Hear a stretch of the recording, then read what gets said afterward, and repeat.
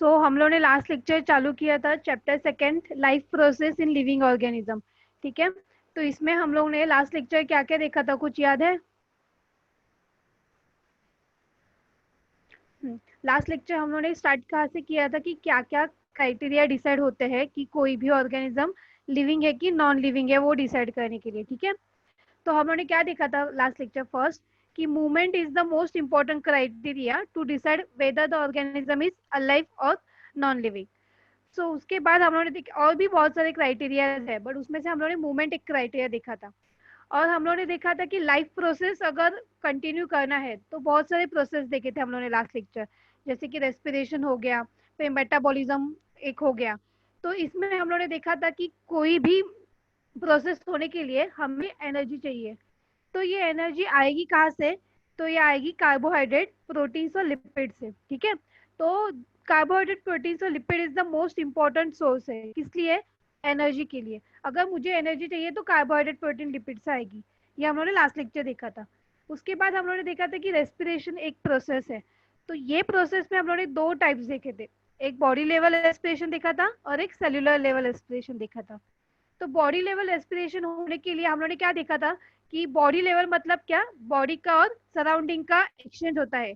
क्या एक्सचेंज होता है? तो ऑक्सीजन और कार्बन डाइऑक्साइड। तो बॉडी लेवल में ऑक्सीजन और कार्बन डाइऑक्साइड एक्सचेंज हो जाते हैं सराउंडिंग के साथ। ठीक है, और सेल्यूलर रेस्पिरेशन में देखा था कि जो भी हम लोग कार्बोहाइड्रेट, प्रोटीन्स और फैट्स जो भी खाते हैं, तो वो हमारे सेल के पास जाता है, सेल तक रीच होता है। ठीक है, तो वो हम लोगों ने सेल्यूलर रेस्पिरेशन में, सेल्यूलर लेवल रेस्पिरेशन में देखा था। तो सेल्यूलर लेवल रेस्पिरेशन होने के लिए दो टाइप्स हम लोगों ने देखे थे, एरोबिक रेस्पिरेशन और एनारोबिक रेस्पिरेशन। कुछ याद है? हम लोगों ने ये लास्ट लेक्चर देखा था।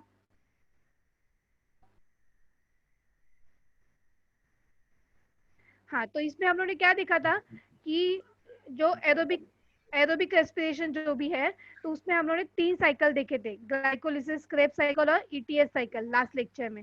तो ये जो साइकिल्स है, तो ये साइकिल होने के लिए हम लोगों ने क्या देखा था?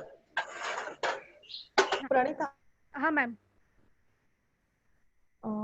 एक काम कर, तू ही जी हाँ समरी एक्सप्लेन करतेस ना, हाँ हाँ ती समरी सांगून घे आणि त्याच्यानंतर त्यांना क्वेश्चन आन्सर्स कर, म्हणजे तुला कळेल की त्यांना किती लास्ट चालेल। लेक्चरचं आठवते. हाँ हाँ। हे असं करण्यात ते झोपून जातील, बाकी काही नाही. अच्छा हाँ, ठीक है, चालेल। तो इसमें हम लोगों ने देखा था एरोबिक रेस्पिरेशन में ग्लाइकोलिसिस, क्रेब्स साइकिल और ईटीएस साइकिल। ठीक है, तो ग्लाइकोलिसिस में हम लोगों ने देखा था कि ग्लाइकोलिसिस मतलब क्या हो रहा था, उसमें ग्लूकोज का ब्रेकडाउन हो रहा था। ग्लूकोज का ब्रेकडाउन होकर हम लोग को एंड में क्या मिल रहा था? एसिटाइल कोएंजाइम है, याद है कुछ? हाँ, तो ये जो एसिटाइल कोएंजाइम है, तो वो क्रेब साइकिल में एंटर करके उसके बाद वो साइकिल कंप्लीट होके इलेक्ट्रॉन ट्रांसपोर्ट में हो रहा था, ईटीएस साइकिल में एंटर कर रहा था। उसमें क्या हुआ था? इलेक्ट्रॉन जो भी है वो जनरेट करते हैं एनर्जी मॉलिक्यूल्स, एटीपी मॉलिक्यूल्स। और वो एनारोबिक रेस्पिरेशन में ये सब हुआ, एरोबिक रेस्पिरेशन में। एनारोबिक रेस्पिरेशन में क्या होता है? दो स्टेप होते हैं सिर्फ, ग्लाइकोलिसिस और फर्मेंटेशन। मतलब क्या, जो क्रेब साइकिल और ईटीएस साइकिल है वो नहीं होता, स्किप हो जाता है, किसमें? एनारोबिक में। उसमें सिर्फ ग्लाइकोलिसिस के बाद फर्मेंटेशन होता है। मतलब क्या होता है? अल्कोहल एंड प्रोडक्ट हम लोग को मिलता है।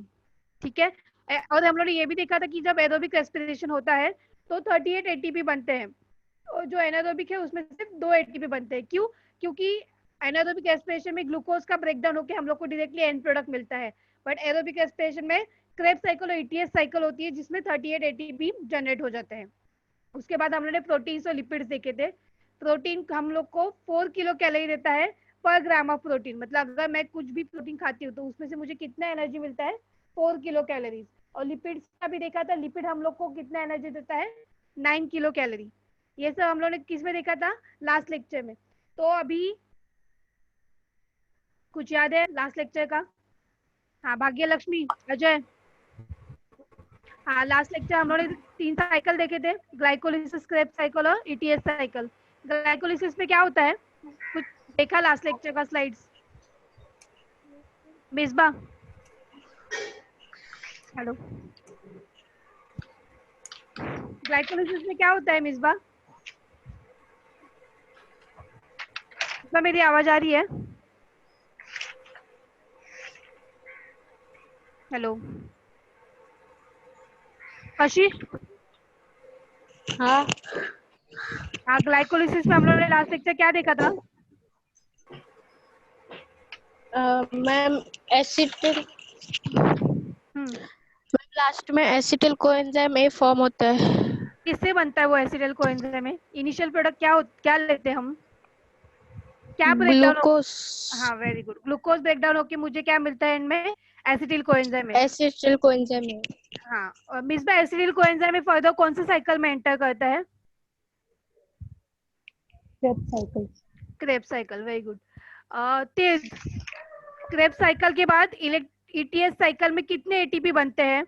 सिर्फ ईटीएस साइकिल ETS 38, टोटल 38 बनते हैं। ईटीएस में कितने बनते हैं?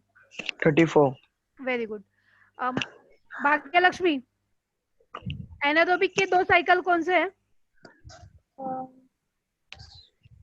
एनारोबिक मैम जैसे एरोबिक में ग्लाइकोलिसिस क्रेब्स साइकिल और ईटीएस होती है, एनारोबिक में कौन से दोनों होते हैं? फर्मेंटेशन और कुछ हाँ तो वेरी गुड। शायद तो हाँ वो कुछ तो क्या है जो दोनों में कॉमन है? फर्मेंटेशन जो एरोबिक और एनारोबिक दोनों में कॉमन कौन सी साइकिल है? ग्लाइकोलिसिस। Very good. उसके बाद हम लोगों ने देखा था कि जो प्रोटीन्स है, प्रोटीन किससे बनते हैं? कुंजल, प्रोटीन किससे बनता है? क्या? हाँ एटीपी तो हम कार्बोहाइड्रेट से, एटीपी मतलब एटीपी एनर्जी मॉलिक्यूल है, बट प्रोटीन किससे बनता है? हाँ amino acid. Very good. Then Ajay, Ajay आवाज आ रही है? अजय, हेलो। राज, राज लिपिड्स हम लोग को कितना एनर्जी मॉलिक्यूल देता है? कितना एनर्जी देता है राज? हाँ बोलो, आज ही बोलना है राज। हाँ तो आज जो हम लोग जो भी टारगेट करने वाले हैं ये सेल में, तो ये सेल के न्यूक्लियस पे टारगेट करने वाले हैं। तो बेसिक जो भी आज स्टडी करेंगे वो न्यूक्लियस के ऊपर करेंगे। क्योंकि लास्ट लेक्चर हम लोगों ने माइटोकॉन्ड्रिया के ऊपर देखा था कि पूरा माइटोकॉन्ड्रिया हम लोग को कैसे हेल्प करेगा एनर्जी जनरेट करने के लिए। अभी मुझे एनर्जी तो मिल गई है, तो अभी एनर्जी हमारी बॉडी में अलग अलग वेज के लिए यूटिलाइज होगी।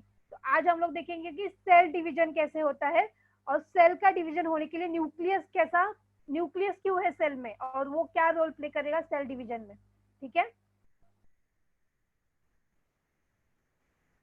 हाँ,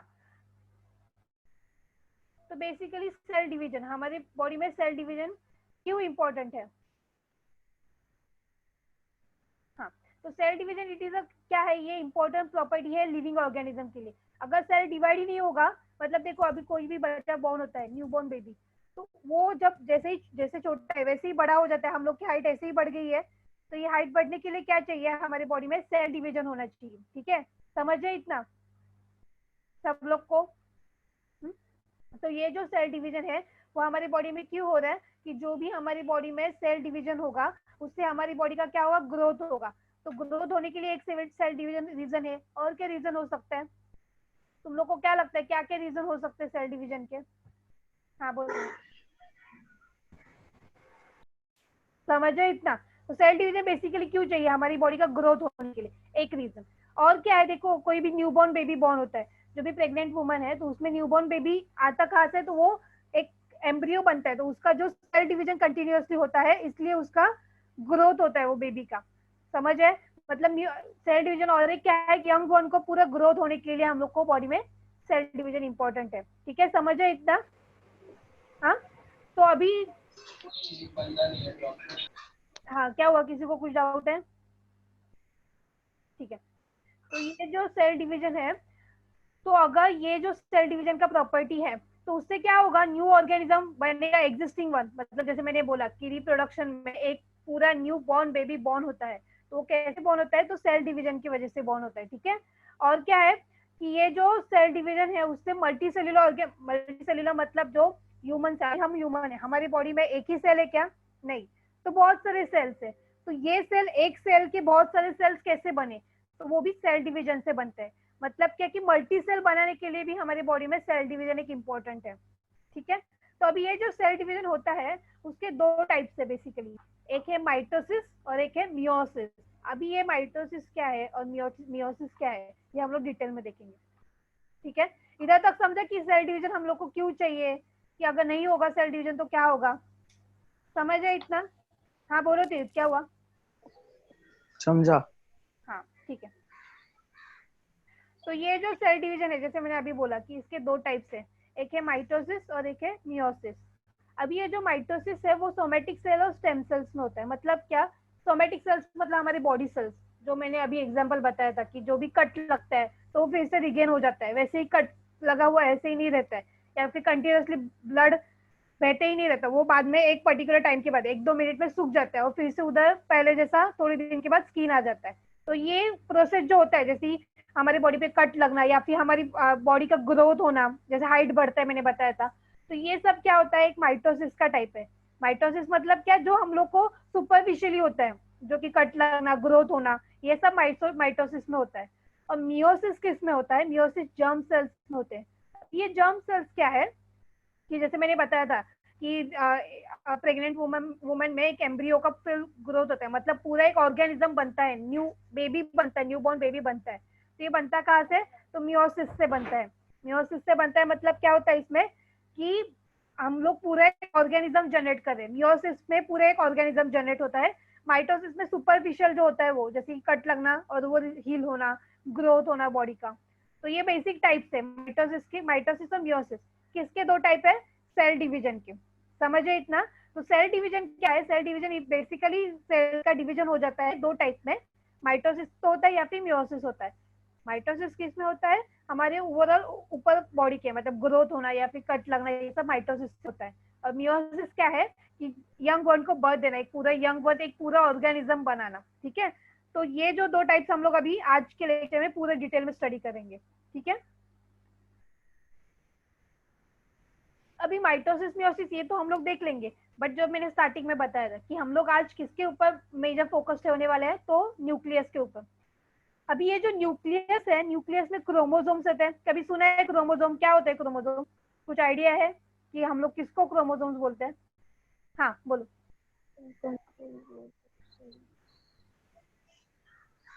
हाँ मिसबा बोलो। देखो बेसिकली जो क्रोमोसोम्स है, वो क्रोमोसोम्स क्या होते हैं, हमारा जो न्यूक्लियस है उसके अंदर, अभी अभी जो मैंने तुम लोग को पिक्चर बताया था न्यूक्लियस का, तो न्यूक्लियस के अंदर खुद का न्यूक्लियस होता है, उसको न्यूक्लियोलस बोलते हैं। समझ है? एक सेल है हमारी बॉडी का, सेल के अंदर सेंटर में न्यूक्लियस रहता है, न्यूक्लियस को खुद का न्यूक्लियस भी रहता है, उसको न्यूक्लियोलस बोलते हैं। ये अब मैंने अभी पिक्चर में तुम लोग को बताया था, ये वाले पिक्चर में, कि जो भी देखो ये जो सेल दिख रहा है, ये सेल के अंदर खुद का न्यूक्लियस है, और वो न्यूक्लियस को खुद का न्यूक्लियोलस है। ये देखो खुद का न्यूक्लियोलस है उसको, और उसके अंदर खुद का न्यूक्लियस है, ठीक है। तो ये जो न्यूक्लियोलस है, ये न्यूक्लियस में हम लोग को क्रोमोसोम्स रहते हैं। देखो इधर देखो साइड में क्रोमोसोम दिख रहे हैं। तो ये क्रोमोसोम्स क्या होते हैं, एवरी इंडिविजुअल ऑर्गेनिज्म,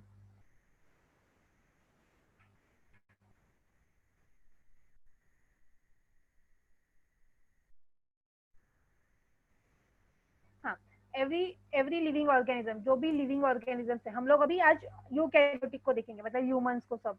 तो जो यूकैरियोटिक सेल है उसमें न्यूक्लियस होता है, न्यूक्लियस में क्रोमोसोम्स होते हैं।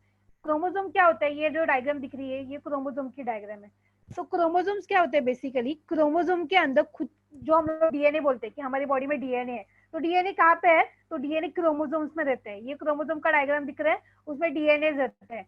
तो ये जो दो क्रॉस में जो दिख रहे हैं, ये जो क्रॉस शेप दिख रहा है वो क्रोमोसोम है, और उसका एक साइड है उसको क्रोमैटिड बोलते हैं। एक साइड क्रोमैटिड, जब दोनों एक साथ मिल जाते हैं तो उसको क्रोमोसोम बोलते हैं। समझ रहे डिफरेंस कि कंफ्यूज हो रहा है?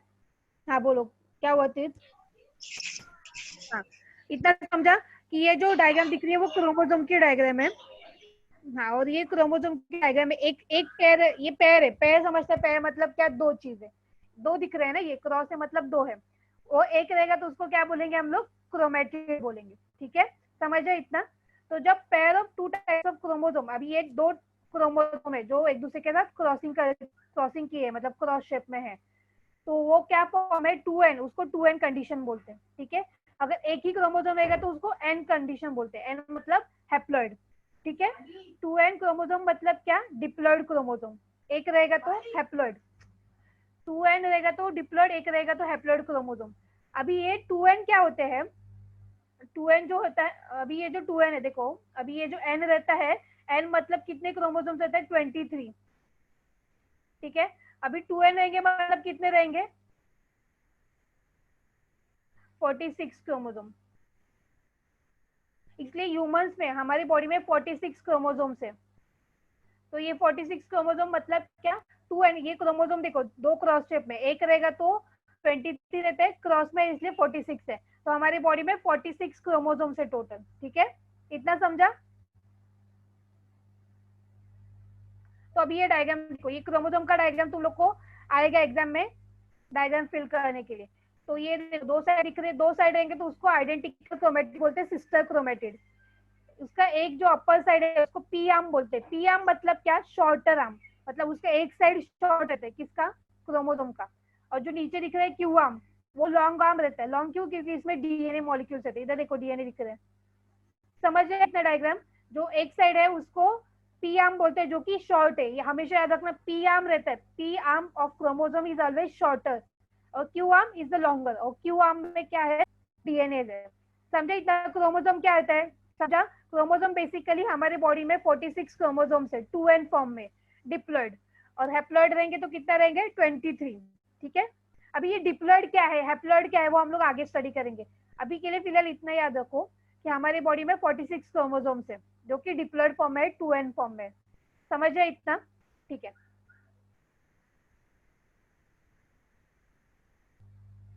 तो अभी हम लोग देखेंगे माइटोसिस मियोसिस। हम लोग, मैंने स्टार्टिंग में बताया था कि दो टाइप्स ऑफ सेल डिवीजन है, माइटोसिस और मियोसिस। तो ये जो माइटोसिस है, जो कि मैंने बताया था कि हमारे बॉडी का ग्रोथ होने के लिए, या फिर कुछ हिल लग जाए, कुछ कट लग जाए तो वो हील होने के लिए।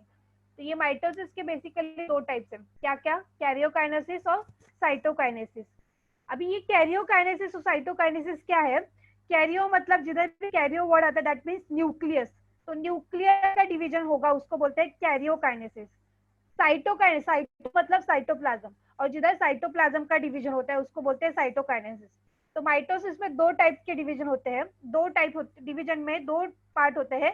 एक होता है कैरियोकाइनेसिस जिसमें न्यूक्लियस डिवाइड होता है, और एक होता है साइटोकाइनेसिस जिसमें साइटोप्लाज्म डिवाइड होता है।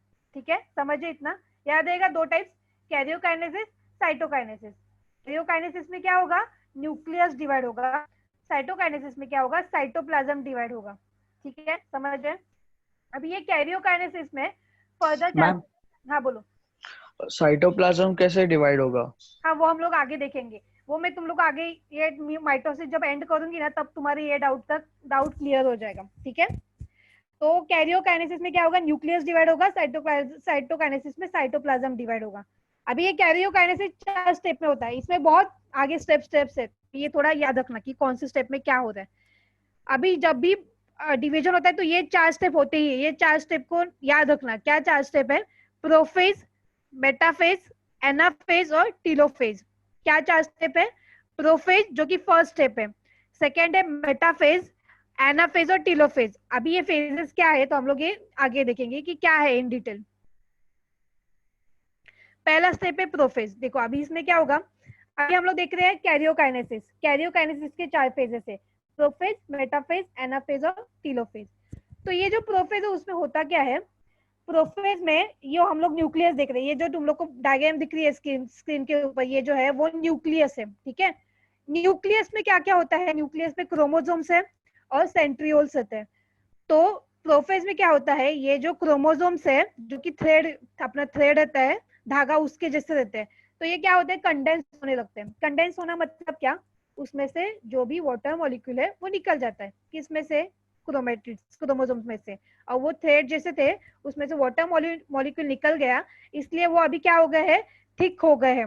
वाटर मॉलिक्यूल चला गया इसलिए वो थिक हो गया, उसका थिकनेस बढ़ गया है, और वो शॉर्ट, हाइट बढ़ा था उसका तो वो शॉर्ट होने लग गया है, तो उसका हाइट शॉर्ट हो गया, वो थिक हो गए हैं। थिक होने के बाद क्या होता है, वो एक दूसरे के साथ डुप्लीकेट होने लगते हैं, मतलब क्या, क्रॉसिंग करने लगते हैं, जो कि मैंने इनिशियली तुम लोग को इधर डायग्राम बताया था क्रोमोसोम का। देखो ये ऐसा ऐसे स्टेज में आने लगते हैं,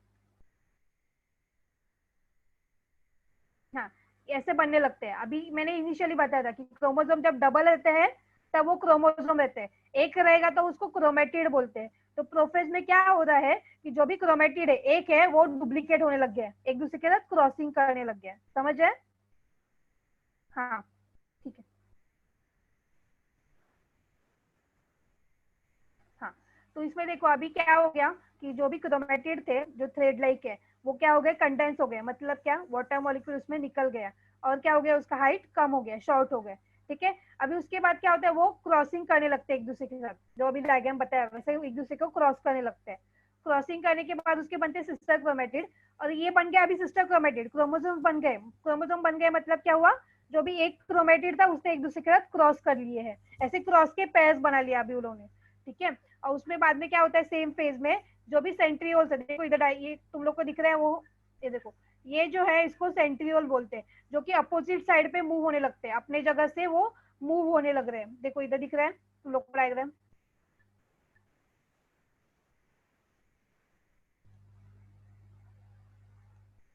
हाँ देखो दिख रहा है, वो सेंट्रियोल्स अपने जगह से टुवर्ड द पोल मूव हो रहे हैं, जो जगह था उनका वो छोड़ के वो अपोजिट पोल के साइड पे मूव हो रहे हैं।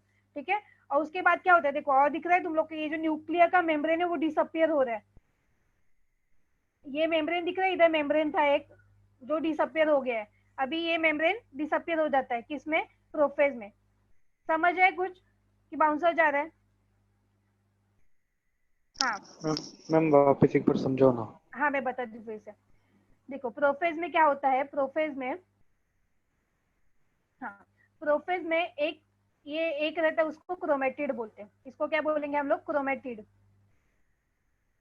हाँ इसको क्रोमेटिड बोलते हैं। ठीक है, तो ये एक है वो क्रोमेटिड है, जब ये क्रोमेटिड डबल हो जाता है, जब ये क्रोमेटिड डबल हो जाता है ऐसे, इसको बोलते हैं क्रोमोसोम। ठीक है, तो ये प्रोफेज में क्या हो रहा है, ये जो एक क्रोमेटिड है उसमें, ये जो एक क्रोमेटिड है उसमें से वाटर मॉलिक्यूल निकल रहा है, वाटर मॉलिक्यूल निकल गया, इसकी वजह से क्या होगा, उसका थिकनेस बढ़ गया, और क्या हो गया, उसकी हाइट कम हो गया, थिकनेस बढ़ गया, हाइट कम हो गया, और वो ऐसे शेप में आ गए, उन्होंने क्रोमोसोम बना लिए, मतलब एक दूसरे के साथ क्रॉसिंग बना लिए। ऐसे मुझे बहुत सारे क्रोमोसोम मिलेंगे ऐसे शेप में, जो एक दूसरे के साथ कनेक्टेड है। ठीक है, तो ये जो क्रोमोसोम्स है, ये एक, ये जो क्रोमोसोम्स है जो दो है, देखो एक और ये दूसरा दो। ठीक है, तो ये क्रोमोसोम्स को क्रोमेटिड, ये जो क्रोमोसोम्स है, ठीक है, प्रोफेज में वो लोगों ने क्रोमोसोम्स बना लिए हैं, मतलब क्या किया, एक सिंगल क्रोमेटिड से वाटर मॉलिक्यूल निकल गया और उसने खुद को क्रोमोसोम फॉर्म में बदल लिया, क्रॉसिंग ओवर कर लिया एक दूसरे के साथ। समझ दिख रहा है? ठीक है, समझे इतना? हाँ समझे इतना? अभी तक एक एक स्टेप समझा? हाँ यस। तो अभी क्रॉसिंग ओवर कर लिया क्रोमोसोम ने, उसके बाद क्या होगा कि जो भी, हाँ उसके बाद क्या होगा कि जो भी सेंट्रियोल है, ये जो सेंट्रियोल है वो न्यूक्लियस में कहाँ पे रहता है, तो अगर हम लोग न्यूक्लियस का डायग्राम देखें, न्यूक्लियस में, ये सपोज एक न्यूक्लियस है, न्यूक्लियस में इधर सेंट्रियोल्स रहते हैं, ये सेंट्रियोल अपने जगह छोड़ के कहाँ पे मूव होते हैं, अपोजिट पोल में। देखो एक इधर चला जाता है और एक दूसरा इधर चला जाता है। ठीक है, इतना याद रखो कि प्रोफेज में सिर्फ सेंट्रियोल्स अपने जगह से अपोजिट पोल में मूव हो जाते हैं, इधर थे वो लोग अपोजिट, देखो इधर से वो यहाँ पे चला गया एक, और एक यहाँ पे चला गया। ठीक है, तो सेंट्रियोल अपने पोल, अपोजिट पोल पे मूव हो जाते हैं। और क्या होता है, जो भी न्यूक्लियर मेम्ब्रेन है, न्यूक्लियर मेम्ब्रेन क्या होता है, जो कि अभी ये देखो एक न्यूक्लियस है, ठीक है, ये न्यूक्लियस के अंदर न्यूक्लियोलस है, तो उसका जो भी मेम्ब्रेन है, मेम्ब्रेन मतलब आउटर स्ट्रक्चर, देखो ये डायग्राम, ये जो पिक्चर है उसमें देखो न्यूक्लियर मेम्ब्रेन डिसअपियर होने लगता है, डिसअपियर होने लगता है मतलब क्या, वो चला जाता है। तो प्रोफेज में सिर्फ इतना याद रखो कि जो भी तुम लोग के क्रोमेटिड्स है वो क्रोमोसोम में कन्वर्ट हो जाते हैं, मतलब पेयर्स बना लेते हैं, सेंट्रियोल अपोजिट साइड में मूव हो जाते हैं, और जो भी न्यूक्लियर मेम्ब्रेन है वो डिसअपियर हो जाता है। अभी तुम लोग ये देखो, ये जो तुम लोग को जीआईएफ दिख रहा है, जो देखो सेंट्रियोल्स अपोजिट साइड में मूव हो गए और ये जो न्यूक्लियर मेम्ब्रेन था वो डिसअपियर हो गया है। समझा इतना? ठीक है, प्रोफेस समझा? हाँ बोलो, किसको कुछ डाउट है? हाँ बोलो। तेज, कशिश समझ रहे हैं?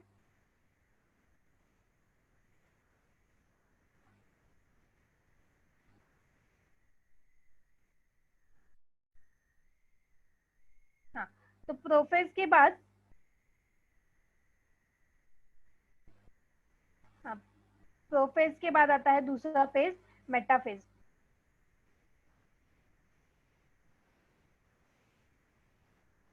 अभी मेटाफेज में क्या होता है कि जो भी न्यूक्लियर मेम्ब्रेन है वो की चला गया है, किसमें गया? वो प्रोफेज में न्यूक्लियर मेम्ब्रेन डिसअपियर हो गया था।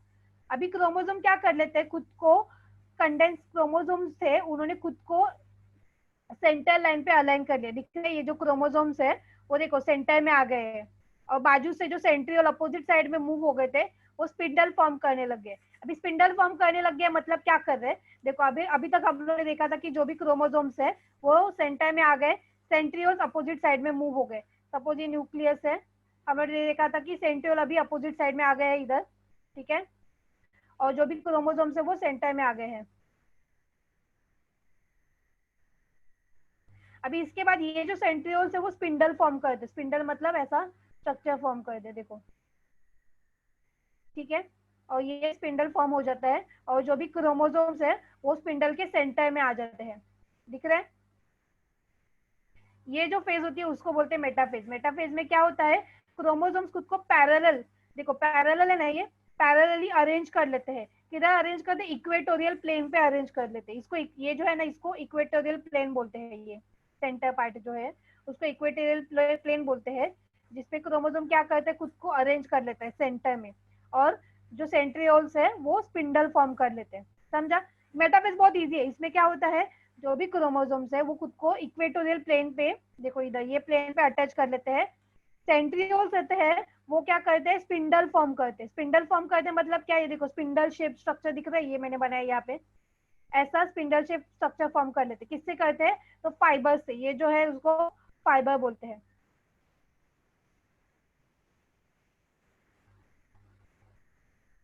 समझे इतना? इधर तक किसी को कुछ डाउट है? हाँ, तो अभी तक समझा हम लोगों ने क्या देखा कि प्रोफेज में जो भी न्यूक्लियर का मेम्ब्रेन था वो चला गया था।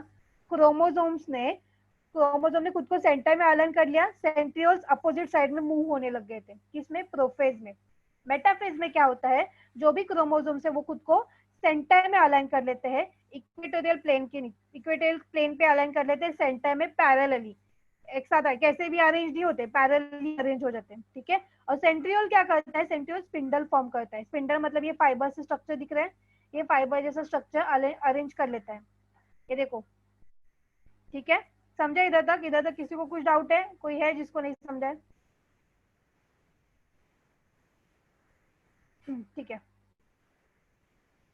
देखो ये दिख रहा है पिक्चर, देखो अभी ये जो स्पिंडल फाइबर में ये जो क्रोमोसोम ने खुद को सेंटर में अलाइन कर लिया है इक्वेटोरियल प्लेन पे, और जो सेंट्रियोल्स है उन्होंने स्पिंडल फॉर्म कर लिया है, ठीक है।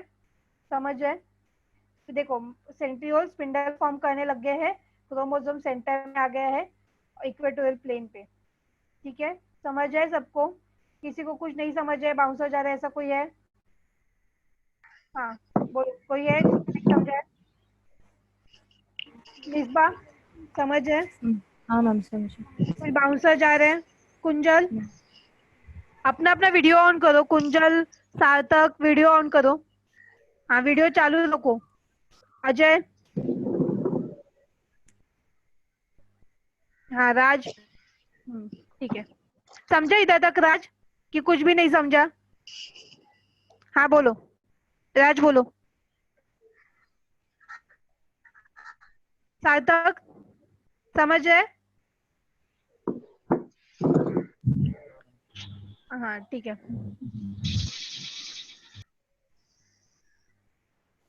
अभी मेटाफेज के बाद थर्ड फेज आता है, वो है एनाफेज। अभी एनाफेज में क्या होता है, देखो अभी एनाफेज में क्रोमोसोम ने खुद को स्प्लिट कर लिया है, मतलब जो क्रोमोसोम क्रॉस में थे वो क्या हो गए, अभी स्प्लिट हो गए मतलब क्या, इधर से बीच में से टूट गए, तो एक इधर जाएगा, एक इधर जाएगा, ठीक है। समझे, यही ये फेज में होता है। ये फेज में क्या होता है कि जो भी क्रोमोसोम्स है वो खुद को बीच में से तोड़ देते हैं और अपोजिट साइड में चले जाते हैं। देखो ये पिक्चर में दिख रहा है, देखो क्रोमोसोम ने खुद को बीच में से स्प्लिट कर दिया है और अपोजिट साइड में मूव होने लग गए। समझ है, डायग्राम दिख रही है प्रॉपरली, ठीक है। तो इसमें क्या करते हैं, क्रोमोसोम खुद को पुल अपार्ट कर लेते हैं अपोजिट डायरेक्शन में, और स्पिंडल भी बीच में से ब्रेक हो जाता है, ठीक है। और जो भी सिस्टर क्रोमेटिड से, अभी सिस्टर क्रोमेटिड क्या है कि जो भी, देखो अभी मैंने ये बताया था कि क्रोमोसोम ऐसे होते हैं, ठीक है। तो ये जो पार्ट है ना इसके, ये नीचे भी दो है, उसको सिस्टर क्रोमेटिड बोलते हैं। ब्रदर क्रोमेटिड नहीं लिख के आने का, सिस्टर ही लिख के आने का, सिस्टर क्रोमेटिड चाहिए, ठीक है। तो अभी ये समझा कि एनाफेज में क्या होता है, जो भी क्रोमोसोम्स है वो बीच में से ब्रेक हो जाते हैं और अपोजिट साइड में मूव हो जाते हैं, ठीक है। बनाने शेप स्ट्रक्चर बन जाता है उसका, ये जो भी क्रोमोसोम्स है वो टूटने के बाद उसका बनाने शेप स्ट्रक्चर हो जाता है। वो इंपॉर्टेंट नहीं है, इतना याद रखो कि एनाफेज में क्रोमोसोम्स एक दूसरे टूट जाते हैं बीच में से और अपोजिट साइड में मूव हो जाते हैं, ठीक है। एनाफेज समझा। प्रोफेज समझा। प्रोफेज में क्या देखा था हम लोगों ने, जो भी क्रोमोसोम्स है, क्रोमोसोम डबल रहेंगे तो उसको क्रोमोसोम बोलेंगे, सिंगल रहेगा तो उसको क्रोमेटिड बोलते हैं। तो ये जो क्रोमेटिड में से वाटर मॉलिक्यूल निकल जाता है वो थिक हो जाता है और बाद में खुद को क्रोमोसोम शेप में कन्वर्ट कर लेते हैं, मतलब क्या, पेयर में आ जाते हैं, दो क्रोमोसोम एक साथ आ जाते हैं क्रॉस शेप में। और जो भी न्यूक्लियर का मेम्ब्रेन है वो डिसअपियर हो जाता है, चला जाता है, किसमें, प्रोफेज में। उसके बाद हम लोगों ने मेटाफेज देखा था। मेटाफेज में हम लोगों ने क्या देखा था कि जो भी क्रोमोसोम्स है वो क्या करते, खुद को सेंटर लाइन में अलाइन कर लेते, इक्वेटोरियल प्लेन पे, और क्या, सेंट्रियोल्स अपोजिट साइड में मूव होके स्पिंडल फॉर्म बना लेते हैं, स्पिंडल शेप स्ट्रक्चर, फाइबर का स्पिंडल शेप स्ट्रक्चर बना लेते हैं। उसके बाद क्या है, एनाफेज। एनाफेज में हम लोगों ने क्या देखा कि जो भी क्रोमोसोम्स है वो बीच में से ब्रेक हो जाते हैं, टूट जाते हैं। टूटने के बाद क्या होता है, वो अपोजिट साइड मूव होते हैं, जिधर से स्पिंडल बना था वही स्पिंडल ब्रेक हो जाता है और अपोजिट साइड में क्रोमोसोम मूव हो जाते हैं, ठीक है। इधर तक हम लोग देखा था एनाफेज। उसके बाद last phase of mitosis, telophase. ये थोड़ा डिफिकल्ट है याद रखने के लिए, बट याद रखना है, नहीं समझ है तो पूछो। अभी टीलोफेज में क्या होता है कि जो भी क्रोमोसोम्स है वो अभी अपोजिट साइड में मूव हो गए हैं। Telophase is the opposite of prophase. इसमें क्या होता है टीलोफेज में, जो भी न्यूक्लियर मेम्ब्रेन है, मतलब देखो अभी, हाँ देखो अभी इसमें हम लोगों ने देखा था कि अभी ये अपोजिट साइड में मूव हो गए, कौन, क्रोमोसोम टूट गए, एक ये साइड आ गया, एक ए साइड आ गया, ठीक है। तो अभी इसमें अपोजिट ऑफ प्रोफेज मतलब क्या होगा, न्यूक्लियर मेम्ब्रेन डिसअपियर हो गया था प्रोफेज में, न्यूक्लियर मेम्ब्रेन रीअपियर होगा टीलोफेज में, ठीक है। अभी ये क्रोमोसोम क्रॉस शेप में थे तो फिर से सिंगल हो जाते हैं, मतलब ये अभी सिंगल सिंगल बन जाते हैं, ठीक है। तो हम लोग को क्या समझा कि एक न्यूक्लियस में फिर हम लोग को दो सेल मिल गए, देखो दो दिख रहे हैं, समझ है कुछ। ये बीच में से ब्रेक हो गया था तो वो बाद में सेपरेट हो गया, अपोजिट साइड पे आके दोनों भी सेपरेट हो गए, तो देखो सिंगल क्रोमेटिड बन गए, प्रोफेज में जैसा था वैसे ही, ठीक है। समझे। इधर टीलोफेज में क्या होता है, जो भी क्रोमोसोम से वो अपोजिट साइड में मूव हो जाते हैं सेंट्रियोल के साथ।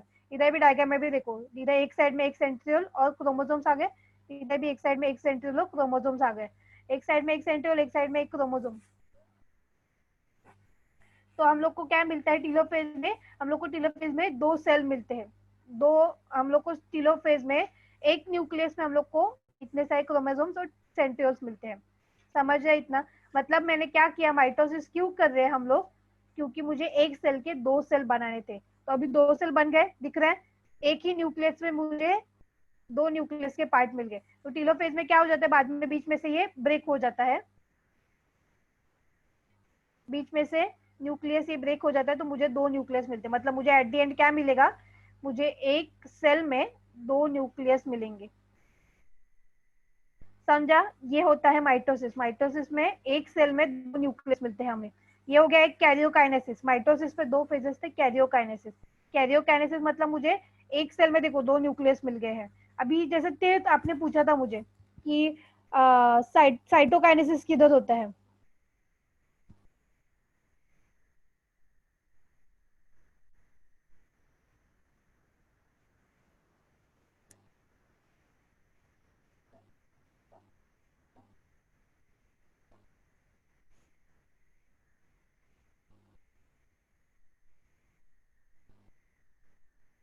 हाँ हेलो, तेज आवाज आ रही है? हाँ हाँ हाँ, आपने पूछा था कि कैरियोकाइनेसिस के बाद साइटोकाइनेसिस कहाँ पे होता है। साइटोकाइनेसिस मतलब क्या होता है, बेसिकली जो भी साइटोप्लाज्म है वो ब्रेक हो जाता है। देखो अभी मैंने जैसे बोला कि मुझे एक सेल में देखो दो न्यूक्लियस इधर स्क्रीन पे दिख रहे हैं, दो न्यूक्लियस मिलते हैं हम एक सेल में। देखो इधर एक न्यूक्लियस हो गया और एक न्यूक्लियस हो गया। अभी इसके बाद ये जो पूरा सेल था, ये पूरा सेल का साइटोप्लाज्म भी बीच में से ब्रेक हो जाता है और मुझे एट दी एंड दो सेल मिलते हैं। देखो इधर भी सेम दिख रहा है, एक ही सेल था, एक सेल में मुझे दो न्यूक्लियस मिल गए थे। वो दो न्यूक्लियस के बाद ये बीच में से खुद को ब्रेक कर लेता है और मुझे एट दी एंड दो सेल मिलते हैं। उसको बोलते हैं साइटोकाइनेसिस। साइटोकाइनेसिस मतलब क्या, जब न्यूक्लियस कैरियोकाइनेसिस में न्यूक्लियस ने खुद को ब्रेक कर लिया, उसके बाद साइटोप्लाज्म भी एट दी एंड खुद को ब्रेक कर लेता है और उसमें से मुझे दो डॉटर सेल मिलते हैं। समझा? हेलो, हाँ बोलो। हाँ समझा। समझा सबको कैरियोकाइनेसिस साइटोकाइनेसिस क्या होता है? कोई है मैम हाँ बोलो। साइटोकाइनेसिस एक बार रिपीट करो। हाँ, साइटोकाइनेसिस में क्या होता है कि जो भी मुझे एट दी एंड जब मैंने कैरियोकाइनेसिस कंप्लीट किया, तो कैरियोकाइनेसिस मेरा कहाँ पे एंड हो गया, तो कैरियोकाइनेसिस में मुझे कैरियोकाइनेसिस में एक सेल में दो न्यूक्लियस मिल गए थे। ये जो है वो एक न्यूक्लियस हो गया और इधर एक न्यूक्लियस हो गया। मतलब क्या कि मुझे एक सेल में दो न्यूक्लियस मिल गए हैं। ये हो गया कैरियोकाइनेसिस, जिसमें कैरियोकाइनेसिस का काम था न्यूक्लियस को ब्रेक करना। कैरियो न्यूक्लियस काइनेसिस ब्रेकिंग, तो मुझे दो न्यूक्लियस मिल गए। तो अभी एक ही सेल में दो न्यूक्लियस तो नहीं रहेंगे, तो उसका जो साइटोप्लाज्म है वो भी खुद को बीच में से ब्रेक कर लेता है बिस्बा। और ये साइटोकाइनेसिस ब्रेक हो जाता है। मतलब क्या, साइटोप्लाज्म ने भी खुद को ब्रेक कर लिया, तो मुझे एक पार्ट इधर मिल गया और दूसरा पार्ट यहाँ पे मिल गया। मतलब साइटोकाइनेसिस में क्या होता है कि जो भी साइटोप्लाज्म है वो खुद को ब्रेक कर लेता है, तो मुझे एट दी एंड दो डॉटर सेल मिलते हैं। कैरियोकाइनेसिस में मुझे दो न्यूक्लियस मिल गए थे, साइटोकाइनेसिस होने के बाद मुझे दो सेल मिलते हैं। इधर देखो वो जो पिक्चर है इसमें भी देखो, इसमें देखो एट दी एंड जो भी साइटोप्लाज्म है वो देखो खुद को ब्रेक कर लिया बीच में से। ये इसको नॉच बोलते हैं। इसने खुद को बीच में से ब्रेक कर लिया और एट दी एंड मुझे दो सेल मिल गए। ठीक है, समझ जाए इतना? हाँ बोलो। भाग्यलक्ष्मी, महालक्ष्मी, भाग्यलक्ष्मी। हाँ मैम समझो। कुंजल, कुछ समझ आए कि बाउंसर जा रहे हैं सब? कुंजल,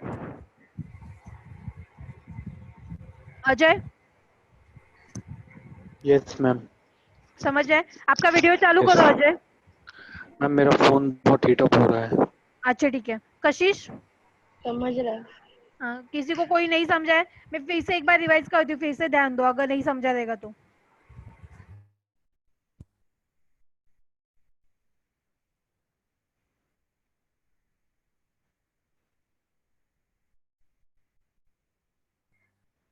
हम लोग ने सेल डिवीजन देखा, तो सेल डिवीजन में बेसिकली हम लोग ने दो टाइप्स देखे थे। बट उसके पहले हम लोग ने देखा था कि क्रोमोसोम क्या होता है। क्रोमोसोम अगर एक पैर है तो उसको क्रोमेटिड बोलते हैं। देखो ये एक सिंगल है, उसको क्रोमेटिड बोलते हैं। जब दो एक साथ आते हैं, जब दो क्रोमोसोम एक साथ आते हैं तो उसको क्रोमोसोम बोलते हैं। सिंगल रहेगा तो क्रोमेटिड, दो एक साथ आएंगे तो उसको क्रोमोसोम बोलेंगे। ठीक है, और ये दोनों को बीच में देखो सेंटर में। मैम आवाज नहीं आ रहा है। आवाज नहीं आ रही है?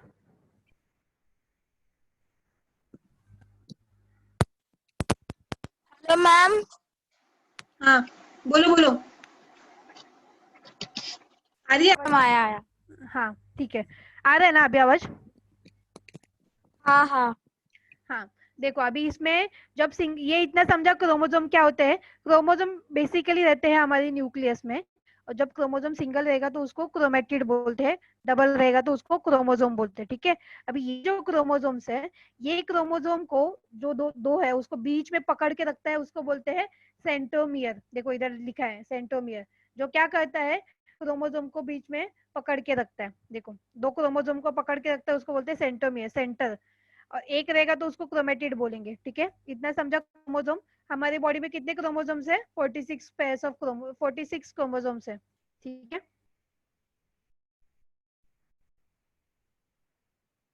उसके बाद हम लोगों ने क्या देखा था? उसके बाद हम लोगों ने देखा कि सेल डिवीजन कैसे होता है। सेल डिवीजन में हम लोग ने दो टाइप्स देखे थे, माइटोसिस और मियोसिस। पहला अभी डिटेल में हम लोग माइटोसिस देखे थे।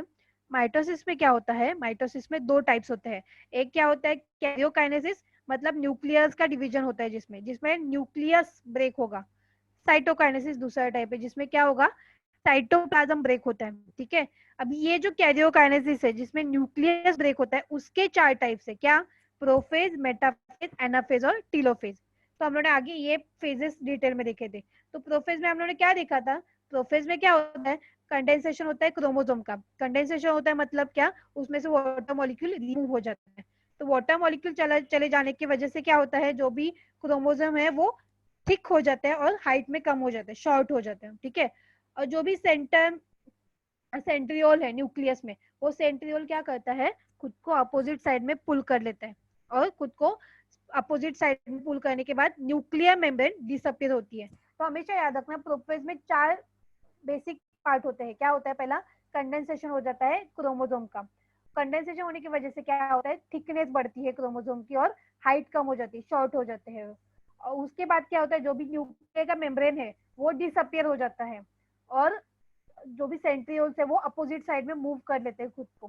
ठीक है, हमेशा याद रखना प्रोफेज में ये चार पार्ट मेजरली होते हैं। और ये याद रखना कि जो टीलोफेज है वो अपोजिट ऑफ प्रोफेज है। प्रोफेज में जो निकल जाता है वो टीलोफेज में रीअपियर हो जाता है, इतना याद रखो अभी के लिए चल। ठीक है, बाद में हम लोगों ने मेटाफेज देखा था। मेटाफेज में हम लोगों ने क्या देखा था कि जो भी ये कौन क्या कर रहा है स्क्रीन पे, हाँ, तो मेटाफेज में हम लोगों ने क्या देखा था कि जो भी न्यूक्लियर, जो भी क्रोमोसोम्स है उसने खुद को सेंटर में अलाइन कर लिया। इनको सेंटर दिख रहा है इधर, सेंटर में अलाइन कर लिया। और जो भी सेंट्रियोल्स है वो स्पिंडल फॉर्म करने लग गए, फाइबर बना के स्पिंडल फॉर्म करने लग गए। मतलब क्या, क्रोमोसोम को सेंटर पे अलाइन करके उसने स्पिंडल फॉर्म कर लिया है। ये जो स्ट्रक्चर बन गया उसको स्पिंडल बोलते हैं, जिसके ऊपर क्रोमोसोम अलाइन हो जाते हैं। समझ है, और कैसे अलाइन होते हैं, पैरेलली अरेंज होते हैं। कैसे भी अपने को चाहिए वैसे नहीं, पैरेलल अरेंज होते हैं क्रोमोसोम। ठीक है, तो मेटाफेज में याद रखना, मेटाफेज में क्या होता है, क्रोमोसोम खुद को सेंटर में अलाइन करता है पैरेलली, और सेंट्रियोल स्पिंडल बना लेते हैं। ठीक है, उसके बाद हमारे नेक्स्ट फेज देखा था एनाफेज। एनाफेज में क्या होता है कि जो भी क्रोमोसोम्स है, जैसे कि अभी मैंने अभी बताया था कि जो क्रोमोसोम्स है, देखो ऐसे था ना क्रोमोसोम, तो वो बीच में सेंट्रोमियर ने कनेक्ट कर लिया था। तो ये क्रोमोसोम ब्रेक हो जाते हैं, बीच में से टूट जाते हैं और अपोजिट साइड पे मूव हो जाते हैं। देखो एक पार्ट इधर से चला गया और एक पार्ट यहाँ से जा रहे हैं, दिखता है, एक पार्ट इधर गया एक पार्ट इधर गया। मतलब क्या, क्रोमोसोम ने खुद को ब्रेक कर लिया। तो ब्रेक करने की वजह से क्या हुआ, जो भी क्रोमोसोम का एक पार्ट है वो एक सेंट्रियोल के पास जाता है और दूसरा क्रोमोसोम का पार्ट दूसरा सेंट्रियोल के पास जाता है। समझ रहे इतना? ठीक है, हाँ, तो उसके बाद हम लोगों ने लास्ट स्टेप देखा था माइटोसिस का, दैट इज टीलोफेज। टीलोफेज में मैंने बोला था कि प्रोफेज के अपोजिट है। मतलब क्या होगा, डिकंडेंसेशन होगा। प्रोफेज में क्या हो रहा था, कंडेंसेशन हो रहा था। मतलब क्या हो रहा था कि जो भी वाटर मॉलिक्यूल है किसमें से, क्रोमोसोम से निकल रहे थे। इसमें क्या होगा, वाटर मॉलिक्यूल फिर से आएगा, जो कि न्यूक्लियर मेम्ब्रेन निकल गया था वो फिर से रीअपियर होगा। हाँ बोलो भाग्यलक्ष्मी। तो टीलोफेज में क्या हो रहा था, जो भी प्रोफेज में चला गया था वो फिर से रीअपियर हो जाता है। मतलब क्या, जो भी न्यूक्लियर मेम्ब्रेन चला गया था प्रोफेज में वो फिर से रीअपियर होगा। वाटर मॉलिक्यूल चला गया था, वो वाटर मॉलिक्यूल आ जाएगा। तो वाटर मॉलिक्यूल आने की वजह से क्या होगा, क्रोमोसोम फिर से थिन हो जाएंगे। वाटर मॉलिक्यूल चला गया था इसलिए वो थिक हो गए थे, बट अभी थिन हो जाएंगे क्योंकि वाटर मॉलिक्यूल फिर से आ गया है और उसका हाइट भी थोड़ा बढ़ जाएगा। और टीलोफेज के बाद क्या होगा, हम लोग को एक ही सेल में दो मतलब ये बीच में से ब्रेक हो जाता है, न्यूक्लियस खुद को बीच में से ब्रेक कर लेता है।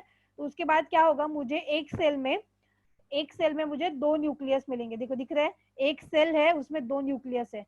तो उसके वजह से क्या होता है, आगे स्टेप होता है साइटोकाइनेसिस। साइटोकाइनेसिस में क्या होता है, जो भी साइटोप्लाज्म है वो खुद को बीच में से ब्रेक कर लेता है। ठीक है, तो ये बीच में देखो ये दिख रहा है तुम लोग को, इसको नॉच बोलते हैं। ये जो है बीच में बन गया है इसको नॉच बोलते हैं।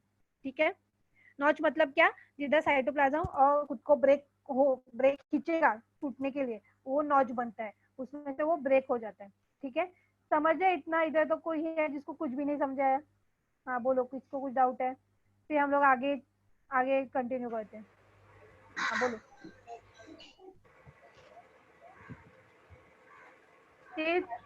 सार्थक, मिसबा, कुंजल, कुछ सही समझा नहीं है अभी तक जो पढ़ा है वो?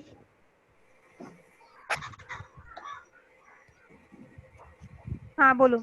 अजय, भाग्यलक्ष्मी,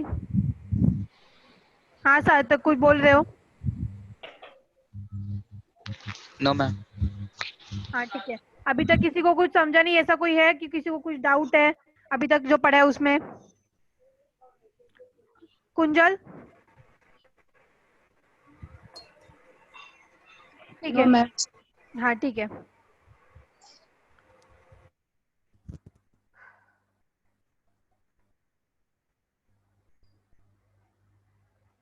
तो ये जो साइटोकाइनेसिस है प्लांट सेल में भी होते हैं, ये जो मैं बता रही थी कब से, वो दोनों सेल में होता है, प्लांट सेल में भी होता है और एनिमल सेल में भी होता है। सिर्फ इसमें डिफरेंस क्या है कि जैसे अभी हम लोगों ने पीछे देखा कि जो कि प्लांट सेल था उसमें ये नॉच बन रहा था, एनिमल सेल में एनिमल सेल में जो मिडल लाइन है उसमें देखो ये प्लेट बनता है, प्लेट जैसा स्ट्रक्चर बन रहा है। देखो अभी ये ब्रेक होगा, सेल प्लेट बोलते हैं इसको, और बाद में वो खुद को डिवाइड कर लेगा। तो मुझे एट दी एंड दो सेल मिलते हैं, दो डॉटर न्यूक्लियर, दो डॉटर सेल्स मिलते हैं। ठीक है, समझा? सेम ही है प्लांट सेल एनिमल सेल, सिर्फ ये डिफरेंस है प्लांट सेल में कि इधर प्लेट बनती है, सेल प्लेट बनती है। पीछे क्या बन रहा था? नॉच बन रहा था, ये देखो नॉच दिख रहा है इधर, ऐसे इधर सेल प्लेट बनता है। ठीक है, साइटोकाइनेसिस समझा, माइटोसिस। अभी ये जो माइटोसिस है वो हमारी बॉडी सेल में, जो मैंने स्टार्टिंग में बताया था कि कोई भी कट लगे या फिर ग्रोथ होने के लिए बॉडी का माइटोसिस मोस्ट इंपॉर्टेंट है। अभी जैसे मैंने बताया था कि इसेंशियल है बॉडी का ग्रोथ होने के लिए, और क्या क्या, जैसे रिस्टोरेशन ऑफ इमेशिएटेड सेल, जो भी कट लग गया है वाउंड हीलिंग के लिए, फॉर्मेशन ऑफ न्यू सेल्स, नए सेल्स बनने के लिए हमारे बॉडी में इंपॉर्टेंट है माइटोसिस। तो अभी देखो ये पूरा माइटोसिस, ये डायग्राम में तुम लोग को दिखेगा डिटेल में। देखो अभी सेंट्रियोल ने खुद को पुल अपार्ट कर लिया, ये हो गया मेटाफेज, सेंट्रियोल बीच में सेंटर में कर लिया, फिर एनाफेज में वो ब्रेक हो गए, फिर टीलोफेज में न्यूक्लियर मेम्ब्रेन रीअपियर होगा, सेंट्रियोल अपने जगह पे चले जाएंगे, और फिर वो बीच में से ब्रेक होगा साइटोकाइनेसिस में। तो हम लोग का एट दी एंड दो सेल मिल गए। देखो क्रोमोसोम प्रोफेज हो गया, न्यूक्लियर मेम्ब्रेन डिसअपियर हो गई, सेंट्रियोल अपोजिट साइड में मूव हो गए, मेटाफेज में क्रोमोसोम सेंटर में आ गए, एनाफेज में ब्रेक हो गए, टीलोफेज में फिर से क्रोमेटिड बन गया, न्यूक्लियर मेम्ब्रेन रीअपियर हो गया, और साइटोकाइनेसिस में साइटोप्लाज्म ब्रेक हो जाता है। समझा? देखो फिर से बताइए, क्रोमोसोम बन गए, न्यूक्लियर मेम्ब्रेन रीअपियर हो गया, सेंट्रियोल अपोजिट साइड पे मूव हो गए, मेटाफेज में वो सेंटर में आ गए क्रोमोसोम, एनाफेज में क्रोमोसोम ब्रेक हो गए, और टीलोफेज में वो फिर से सेपरेट हो गए, न्यूक्लियर मेम्ब्रेन रीअपियर हो गई, और साइटोकाइनेसिस होके ब्रेक हो गए। तो एट दी एंड मुझे दो सेल मिल गए। ये हो गया माइटोसिस सॉरी। माइटोसिस में हमें दो सेल मिलते हैं। हमेशा याद रखना, जब भी माइटोसिस होती है तो मुझे दो सेल्स मिलते हैं, मतलब दो, टू एन, मुझे टू एन जो मैंने स्टार्टिंग में बताया था, तो जो भी डिप्लॉइड सेल्स है मुझे डिप्लॉइड सेल देते, दो सेल्स देते। ठीक है, इतना याद रखो। हाँ, क्वेश्चन आंसर्स। जब भी माइटोसिस होता है तब मुझे एक सेल डिवीजन जाके दो डॉटर सेल देता है, बट जब मियोसिस होता है तब मुझे एक सेल डिवाइड होकर कितना सेल दे रहा है? चार सेल दे रहा है। ये याद रखना, कंफ्यूज मत होना दोनों में। माइटोसिस सिर्फ दो सेल देता है, डॉटर सेल, और मियोसिस मुझे चार डॉटर सेल देते हैं। ठीक है, और चार डॉटर सेल कैसे बनते हैं वो हम लोग अभी डिटेल में देखेंगे। इतना समझा बेसिक पार्ट की मियोसिस में क्या देखने वाले हम लोग। ठीक है,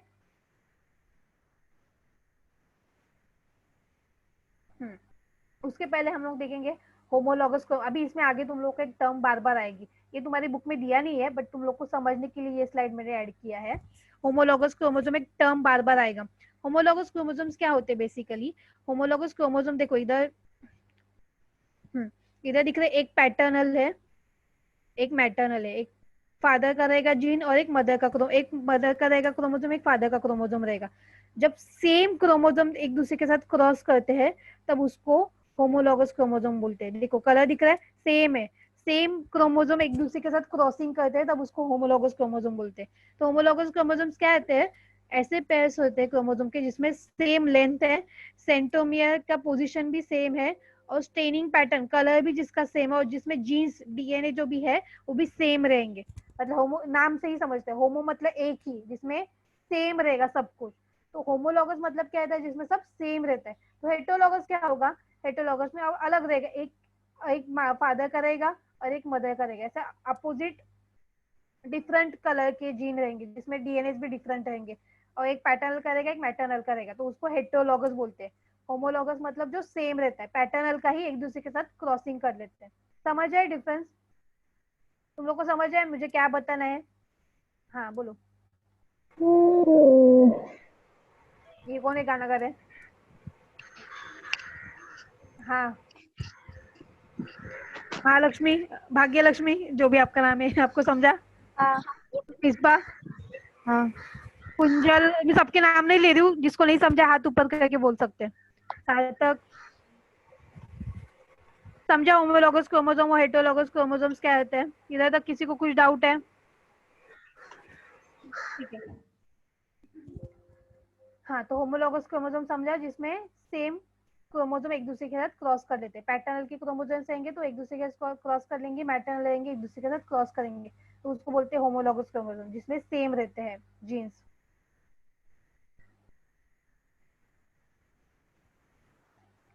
तो पहला अभी हम लोग देखेंगे मियोसिस 1 क्या होता है। अभी मियोसिस के दो टाइप्स है, मियोसिस 1, मियोसिस 2। मियोसिस 1 देखते हैं, मियोसिस 2, दोनों भी इजी है समझने के लिए, बट नहीं समझ आए तो पूछो। अभी मियोसिस 1 में क्या होता है अभी, हाँ मियोसिस 1 में क्या होता है, रिकॉम्बिनेशन क्रॉसिंग ओवर होता है बिटवीन होमोलॉगस क्रोमोसोम। मतलब ये देखो दो दिख रहे हैं सेम कलर के जीन्स है, देखो जो मैंने अभी तुम लोग को डायग्राम बताई थी ना, वही हो रहा है इसमें। homologous chromosome thereafter their homologous chromosomes are divided into two groups and thus two haploids are formed। मतलब क्या हो रहा था इसमें, देखो ये एक हो गया, तुम लोग को स्क्रीन पे नहीं दिख रहा तो बोलना, और ये एक क्रोमोसोम हो गया, ठीक है। अब ये एक दूसरे के साथ क्रॉसिंग ओवर कर लेते हैं, तो क्या मिलेगा मुझे, एक ऐसा रहेगा और एक ऐसा, ठीक है, दूसरा भी सेम। मतलब ये दोनों ने दूसरे के साथ क्या कर लिया, क्रॉसिंग ओवर कर लिया, मतलब उसके जीन्स ट्रांसफर कर लिए एक दूसरे के साथ। समझे ये स्टेप? क्या हुआ, जो कि होमोलॉगस क्रोमोसोम्स थे, दोनों ने एक दूसरे के साथ क्रॉस ओवर कर लिया, तो उसके जीन्स ट्रांसफर हो गए। दिख रहा है, एक इधर से ये आ गया, इधर का एक इधर, और इधर से एक इधर जीन आ गया। सेम हियर, समझा? प्रोफेज में क्या हो रहा है इधर, कि जो भी क्रोमोसोम्स है वो एक दूसरे के साथ क्रॉसिंग ओवर कर रहे हैं। तो अभी इसमें देखो तुम लोग को इधर लिखा हुआ है कि लेप्टोटीन, लेप्टोटीन, जाइगोटीन, पैकेट, ये तुम लोग को बुक में तुम्हारे स्टेप्स नहीं है, बट ये एक प्रोसेस है जो कि प्रोफेज 1 में होता है मियोसिस में। ये डिटेल तुम लोग की बुक में है नहीं, बट तुम लोग को समझने के लिए मैंने यहाँ पे लिखा है। तो लेप्टोटीन में क्या होता है, जो कि क्रोमोसोम से वो डुप्लीकेट हो जाते हैं, मतलब क्रॉस ओवर कर लेते हैं। जाइगोटीन में वो एक दूसरे के पास में आते हैं। पैकेटीन में वो जीन्स ट्रांसफर कर, देखो इधर जीन्स ट्रांसफर कर रहे हैं इधर एक दूसरे के साथ। जीन्स ट्रांसफर होने के बाद वो सेपरेट हो जाते हैं, बट कैसे सेपरेट होते हैं, जो कि इधर का मैटरनल जीन था वो इधर पैटर्नल में अटैच हो गया, पैटर्नल का इधर मैटरनल में, मतलब वो लोग ने एक दूसरे के साथ जीन्स अटैच कर लिए, मतलब क्रॉस ओवर हो गया, तो जीन्स ट्रांसफर हो गए। समझ है कि बाउंसर जा रहे हैं? होमोलॉगस क्रोमोसोम्स क्या थे, कि जिसमें सेम टाइप के जीन रहते हैं। जब ये होमोलॉगस क्रोमोसोम एक दूसरे के साथ क्रॉसिंग कर लेते हैं, तो अपने जीन वो ट्रांसफर कर लेते हैं। तो प्रोफेज में क्या होता है कि जो भी जीन्स है होमोलॉगस क्रोमोसोम्स के, वो एक दूसरे के साथ ट्रांसफर हो जाते हैं, क्रॉसिंग ओवर कर लेते हैं। ठीक है, समझे इतना? ये थोड़ा डिफिकल्ट है अंडरस्टैंडिंग के लिए, नहीं समझे तो पूछो। हाँ बोलो, किसको नहीं समझ है? ये अभी तक बताया हुआ समझा? बहुत ये इसमें क्या है कि जो भी प्रोफेज में जो भी होमोलॉगस क्रोमोसोम्स है, होमोलॉगस क्रोमोसोम्स क्या थे, मैंने अभी बताया था कि होमोलॉगस क्रोमोसोम्स क्या होते हैं, जो भी पैटर्नल है, देखो होमोलॉगस सेम रहते हैं। पैटर्नल का एक क्रोमेटिड एक दूसरे के साथ क्रॉसिंग ओवर कर लेगा, तो ये होमोलॉगस क्रोमोसोम हो गए। ये भी होमोलॉगस क्रोमोसोम, जिसमें सब कुछ सेम रहता है। अभी जब ये जो होमोलॉगस क्रोमोसोम्स है, ये जब एक दूसरे के साथ क्रॉसिंग ओवर करेंगे, ये जब एक दूसरे के साथ जीन्स ट्रांसफर करेंगे, तो इधर से एक जीन आएगा, इधर से एक जीन आएगा, ऐसे अपने जीन्स ट्रांसफर कर लेते हैं वो। ठीक है,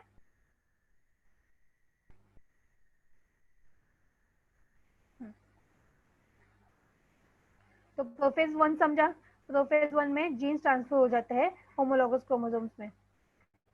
अभी मेटाफेज, इसके आगे के फेज सेम है जो हम लोगों ने माइटोसिस में देखा था। माइटोसिस में क्या होता है कि जो भी क्रोमोसोम्स है वो खुद को सेंटर में अलाइन कर लेते हैं, इक्वेटोरियल प्लेन पे। देखो दिख रहा है इक्वेटोरियल प्लेन, हाँ देखो ये एक दूसरे को, और जो सेंट्रियोल है, ये सेंट्रियोल है, ठीक है, और ये एक सेंट्रियोल है। तो ये सेंट्रियोल ने एक दूसरे को इक्वेटोरियल प्लेन पे अपोजिट साइड पे मूव होके स्पिंडल फॉर्म कर लिए। 2 मिनट। तो ये इसने क्या किया कि स्पिंडल फॉर्म कर लिया, दिख रहा है ये स्पिंडल, इधर देखो स्पिंडल फॉर्म कर लिया इसने। और ये स्पिंडल पे जो भी क्रोमोसोम बन गए, देखो ये क्रोमोसोम दिख रहा है, इस पे एक कलर, एक पैटर्नल का जीन है और नीचे जो है मैटर्नल के जीन्स है। सेम ये देखो, एक पैटर्नल का जीन है, ब्लू कलर दिख रहा है, और एक वायलेट कलर का मैटर्नल का जीन है। ठीक है, ये जो क्रोमोसोम थे वो खुद ने सेंटर पे अलाइन कर लिए। मेटाफेज में क्रोमोसोम ने सेंटर में अलाइन कर लिया खुद को पैरेलली, जो हम लोगों ने माइटोसिस में देखा था कि माइटोसिस क्या करता है, सेंट्रियोल्स अपोजिट साइड में मूव हो जाता है, स्पिंडल फाइबर बनता है और बीच में क्रोमोसोम खुद को पैरेलली अरेंज कर लेते हैं। ठीक है, अभी ये मेटाफेज पे ये देखो इधर लिखा है one pair of homologous chromosome, एक पेयर देखो होमोलॉगस, एक पेयर इसका है और एक मैटर्नल है, एक पैटर्नल का एक मैटर्नल का, जो अभी मैंने पीछे बताया कि पैटर्नल और मैटर्नल क्रोमोसोम एक दूसरे के क्रॉसिंग ओवर कर लेते हैं और बाद में मेटाफेज स्टेप चालू होती है, जिसमें क्या होता है, क्रोमोसोम खुद को सेंटर पे अलाइन कर लेते हैं और सेंट्रियोल खुद को अपोजिट साइड पे, अपोजिट पोल पे मूव कर लेता है। देखो दिख रहा है अपोजिट पोल पे वो मूव हो गया है। उसके बाद ये आगे के प्रोसेस सेम है जो कि हम लोगों ने देखे एनाफेज। एनाफेज में क्या होगा, जो क्रोमोसोम से वो खुद को अपोजिट साइड में मूव कर ले, बीच में से वो ब्रेक हो जाते हैं, कौन, क्रोमोसोम, और वो खुद को अपोजिट साइड पे मूव कर लेता है क्रोमोसोम। दिख रहा है इधर, देखो ये जो क्रोमोसोम है ये बीच में से ब्रेक हो गए और उन्होंने अपोजिट साइड में मूव हो गए, एक इधर चला गया और एक इधर चला गया। ठीक है, और उसके बाद हम लोगों ने देखा था, उसके बाद क्या होता है एनाफेज के बाद टीलोफेज। टीलोफेज में क्या होता है, देखो अभी सेम, जो कि सेंटर में जो भी न्यूक्लियस है वो खुद को ब्रेक करना चालू कर लेता है, न्यूक्लियस खुद को तोड़ना चालू कर लेता है। हम लोगों ने माइटोसिस में जो देखा था कि टीलोफेज में न्यूक्लियस खुद को बीच में से ब्रेक करने लगता है। तो इसमें भी देखो, मुझे जब ब्रेक हो गया तो एट दी एंड दो सेल मिल गए, दो न्यूक्लियस मिलने लग गए, जो कि सेम माइटोसिस है, सेम इसमें डिफरेंस प्रोफेज में है, जो कि प्रोफेज में होमोलॉगस क्रोमोसोम एक दूसरे के जीन ट्रांसफर करते हैं, इतना ही डिफरेंस है, बाकी सब सेम माइटोसिस जैसा है। मेटाफेज भी सेम है, देखो स्पिंडल फॉर्म कर लेता है और क्रोमोसोम खुद को सेंटर में अलाइन करते हैं। एनाफेज में भी सेम, माइक्रो क्रोमोसोम खुद को तोड़ देते हैं, और टीलोफेज में वो पूरा न्यूक्लियर मेम्ब्रेन, न्यूक्लियस खुद को बीच में से ब्रेक कर लेता है। तो मुझे एट दी एंड दो न्यूक्लियस मिलते हैं, देखो ये एक हो गया न्यूक्लियस और ये एक न्यूक्लियस हो गया। समझा? इधर तक किसी को कुछ डाउट है, कुछ नहीं समझा, थोड़ा डिफिकल्ट है अंडरस्टैंडिंग के लिए, बट नहीं समझ आए तो पूछो। मैम मुझे मेटाफेज नहीं समझा। हाँ, मेटाफेज में क्या होता है, मैं फिर से तुम लोग को माइटोसिस का एक दिखाती हूँ।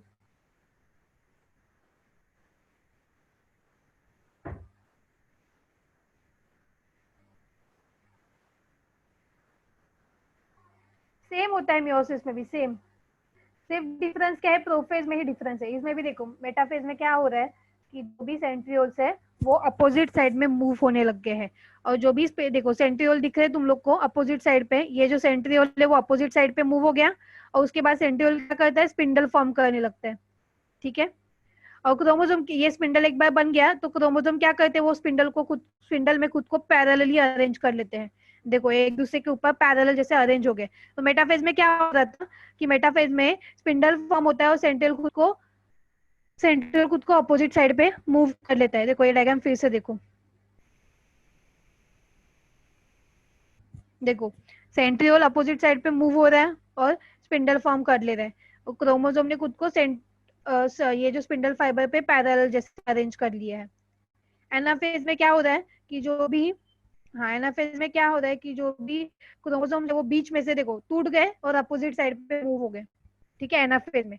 और टीलोफेज में क्या हुआ कि जो भी, ये क्या हो गया इसको, टीलोफेज में क्या हो गया, अपोजिट साइड पे मूव हो गया एक बार, और उसके बाद ये जो न्यूक्लियस है वो खुद को बीच में से ब्रेक कर लेता है। तो मुझे एट अ टाइम दो न्यूक्लियस मिलते हैं, ये एक हो गया और दूसरा न्यूक्लियस ये एक हो गया। सेम टू सेम किसमें हो रहा है, ऐसे ही सेम मियोसिस 1 में हो रहा है, सिर्फ डिफरेंस प्रोफेज में ही है और किधर भी डिफरेंस नहीं है।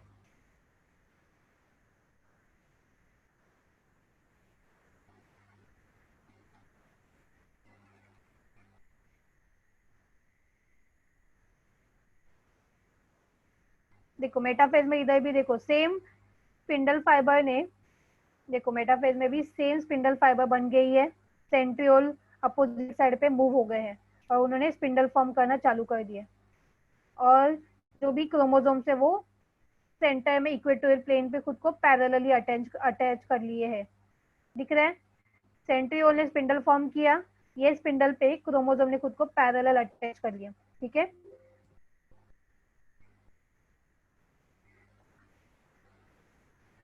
हाँ, तो उसके बाद क्या होता है कि जो भी एनाफेज में भी देखो सेम, तुम लोग के जो क्रोमोसोम्स है उसने खुद को बीच में से ब्रेक कर लिया, तोड़ दिया है और अपोजिट साइड पे मूव होने लग गए। कौन? क्रोमोसोम्स।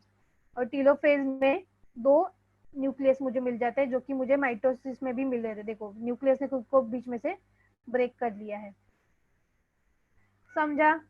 अभी तक है किसी को कोई नहीं समझा है? नहीं समझे तो पूछो, मैं फिर से बताती हूँ। हाँ बोलो, किसको डाउट है?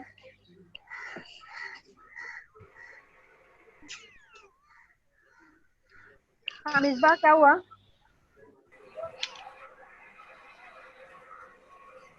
कोई है जिसको नहीं समझा कि फिर से बताऊं? अरे बोलो।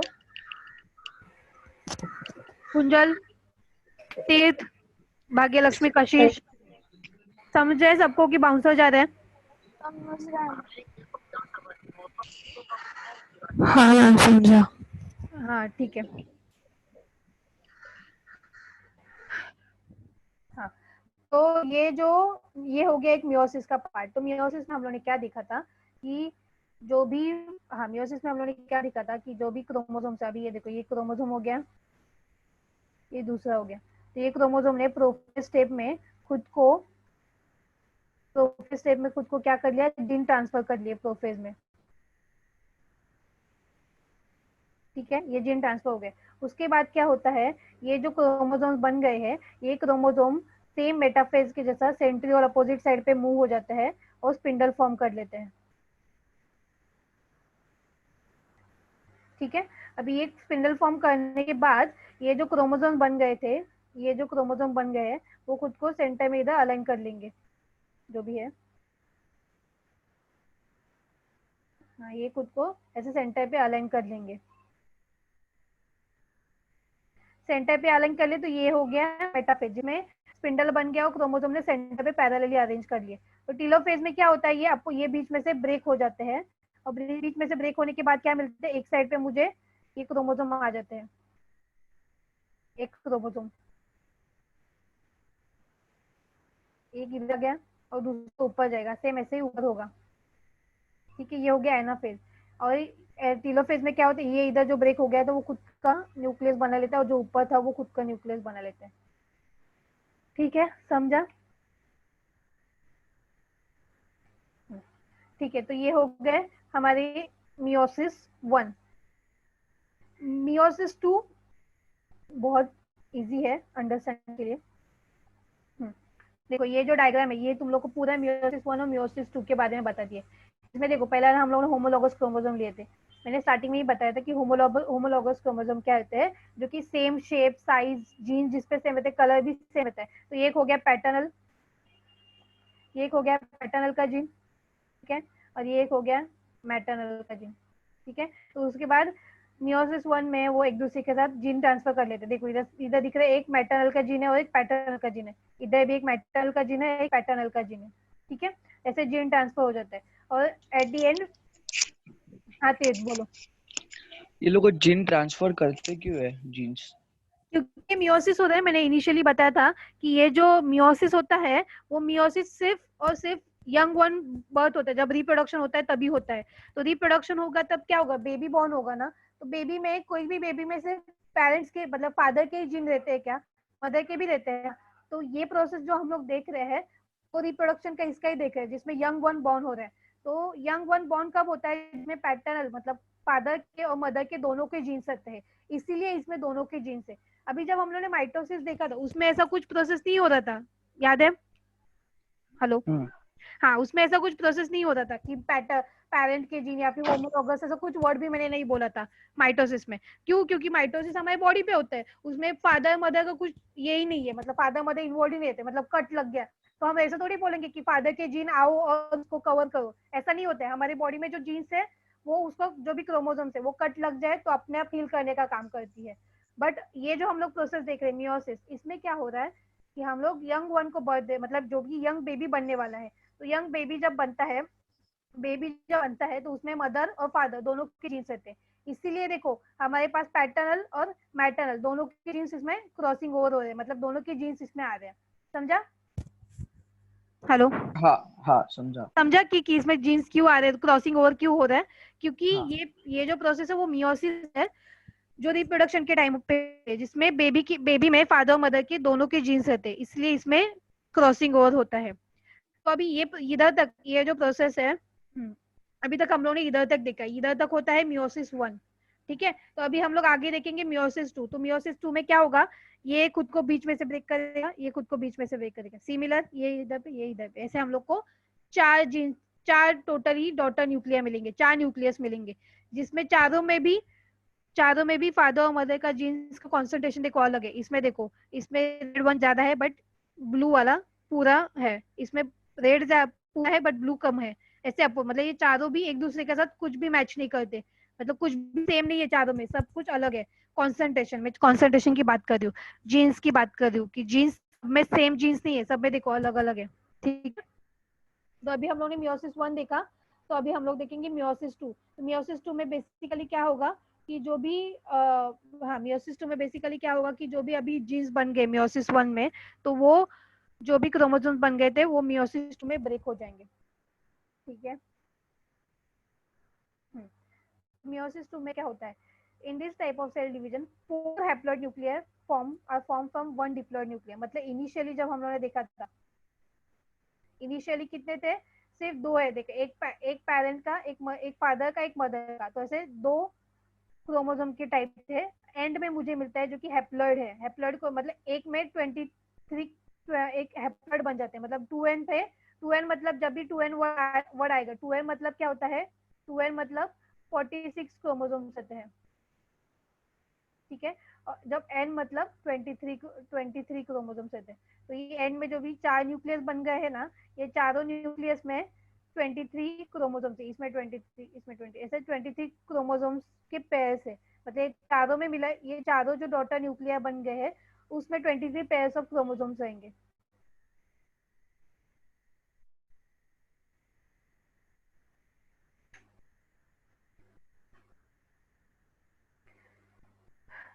हाँ, तो इसमें भी जैसे मैंने बताया कि होमोलोगस क्रोमोसोम क्रॉसिंग ओवर हो गए, तो जो भी चार बनेंगे न्यूक्लियर, तो जो भी 4 न्यूक्लियर जो बनने वाले हैं वो चारों भी न्यूक्लियर में अलग अलग कॉन्सेंट्रेशन के जीन्स रहेंगे। इसको रिकॉम्बिनेशन भी बोलते हैं मियोसिस 2 को। इसमें भी देखो सेम प्रोसेस, अभी इसमें भी सेम फेजेस है, प्रोफेज 2, मेटाफेज 2, एनाफेज 2, टेलोफेज 2। ये इधर का प्रोफेज कुछ ज्यादा डिफिकल्ट नहीं है। प्रोफेज 2 इधर का जो हम लोगों ने माइटोसिस में देखा था वैसे ही होता है, ये मैं बताती हूँ तुम लोग को आगे। तो ये जो प्रोफेज है, इधर भी प्रोफेज में न्यूक्लियर मेम्ब्रेन डिसअपियर होना चालू होगा, सेंट्रियोल्स अपोजिट साइड पे मूव होंगे। मेटाफेज में क्या होगा, सेंट्रियोल्स स्पिंडल फॉर्म कर लेंगे और क्रोमोसोम खुद को सेंटर में अलाइन कर लेंगे। टेलोफेज में क्या होगा, ये क्रोमोसोम बीच में से ब्रेक हो जाएंगे और अपोजिट साइड पे मूव हो जाएंगे। टेलोफेज में ये पूरा सेपरेट हो जाएगा, तो हम लोग एट दी एंड 4 मिलेंगे। ये हम लोग डिटेल में आके देखेंगे। हाँ देखो, अभी ये तुम लोग को स्टार्टिंग से बता रहे मियोसिस में।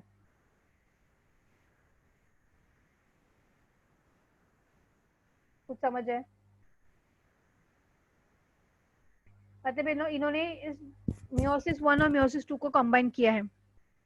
देखो अभी ये एंड हो जाता है मियोसिस 1, चालू होता है मियोसिस 2, जिसमें क्रोमोसोम फिर मेटाफेज आता है, एनाफेज में दोनों सेपरेट होते हैं और एट दी एंड हम लोग को सेल मिलते हैं।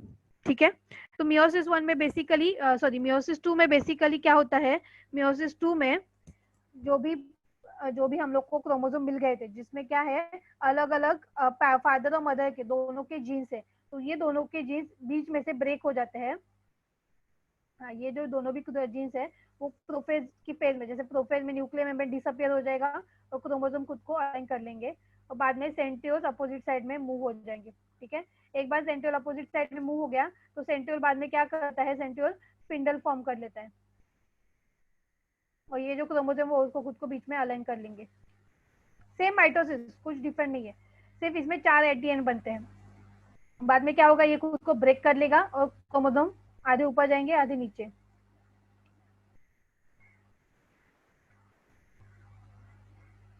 और एट दी एंड ये एक न्यूक्लियस बन जाएगा और ये एक न्यूक्लियस बन जाएगा। ऐसे मुझे 2 न्यूक्लियस मिलेंगे और ऐसे टोटली 4 मिलते हैं इसमें, किसमें, मियोसिस 2 में।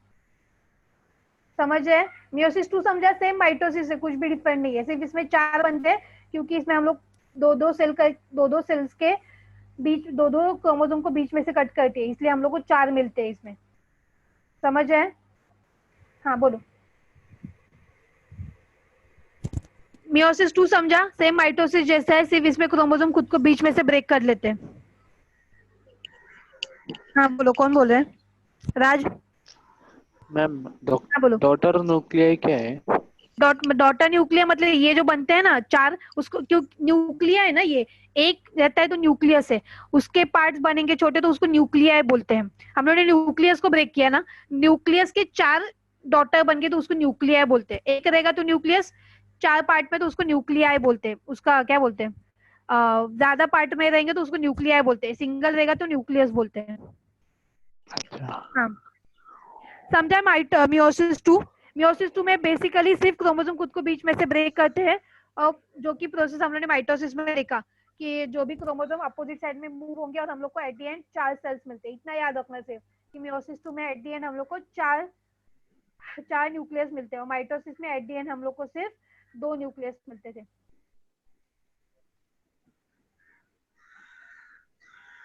देखो ये जो डायग्राम है इसमें तुम लोग को डिटेल में पूरा डायग्राम में समझ जाए कि जो भी ये डायग्राम में देखो, जो भी प्रोफेज 2 है तो प्रोफेज 2 में न्यू क्रोमोसोम्स है, वो क्रोमोसोम न्यूक्लियर मेंबर डिसअपीयर हो जाती है, सेंट्रियोल्स अपोजिट साइड में मूव होते हैं। मेटाफेज में क्रोमोसोम सेंटर में अलाइन कर लेंगे, एनाफेज में ये जो क्रोमोसोम है वो बीच में से ब्रेक हो जाते हैं और अपोजिट साइड में मूव होते हैं, और दो साइड में हो रहे हैं, देखो इधर भी हो रहा है इधर भी हो रहे हैं। अपोजिट साइड में मूव होने के बाद ये बीच में से जो खुद को है वो खुद को कट कर लेता है। तो मुझे टोटल इधर 1 2 और इधर 1 2 ऐसे टोटली मुझे 4 न्यूक्लियाई मिलते हैं, 4 haploid cell, 4 nucleus at a time मुझे मिलते हैं, किसमें? मियोसिस में। तो अभी मुझे एक डाउट है कि ऐसा ये क्यों है कि मियोसिस में सिर्फ माइटोसिस में सिर्फ मुझे 2 मिलते हैं और मियोसिस में 4, ऐसा क्यों?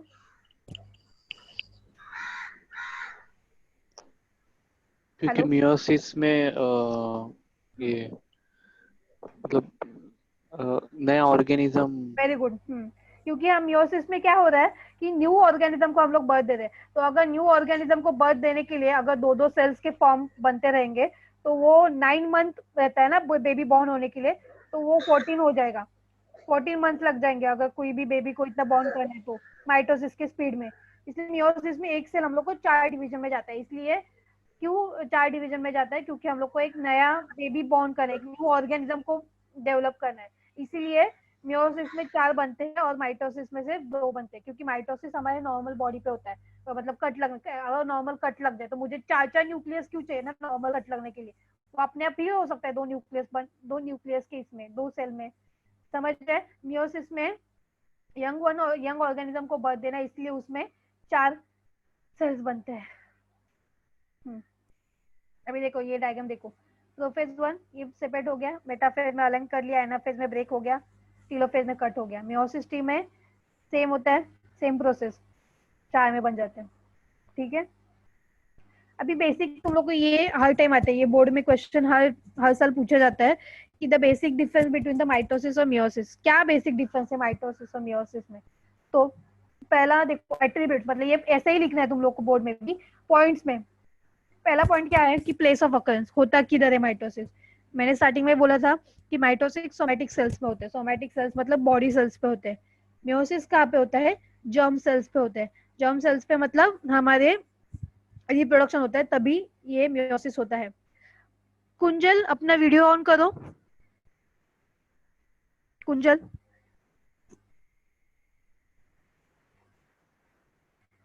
हाँ राज वीडियो ऑन करो, मिसबा, राज,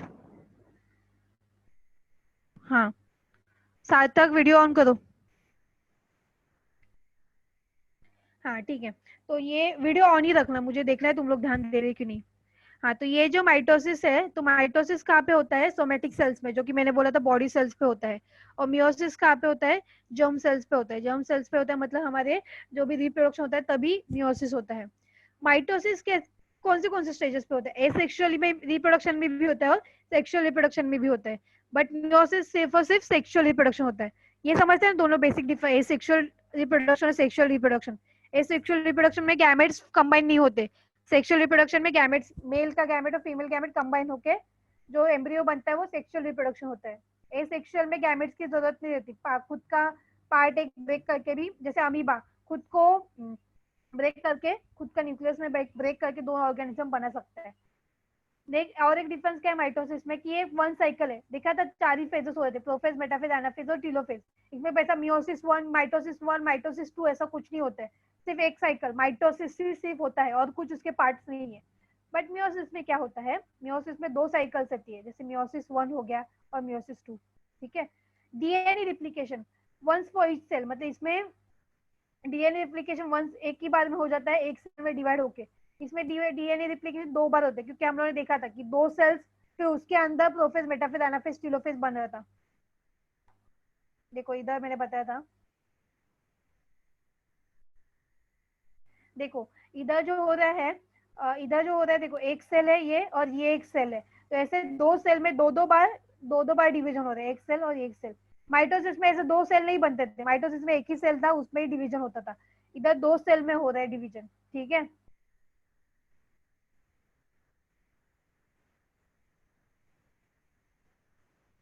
हाँ, ड्यूरेशन ऑफ फेज, अभी जो माइटोसिस है उसमें प्रोफेज शॉर्ट है, उसमें कुछ प्रोफेज के बड़े टाइप्स नहीं है, बट मियोसिस में प्रोफेज को बहुत टाइम लगता है। क्यों? क्योंकि इसमें पूरा जेनेटिक रिकॉम्बिनेशन होता है, क्रॉसिंग ओवर होता है होमोलॉगस क्रोमोसोम का, बहुत फेजेस है उसमें। इसीलिए मियोसिस का जो प्रोफेज है वो बहुत लॉन्गर है, बड़ा है, और माइटोसिस का शॉर्टर है।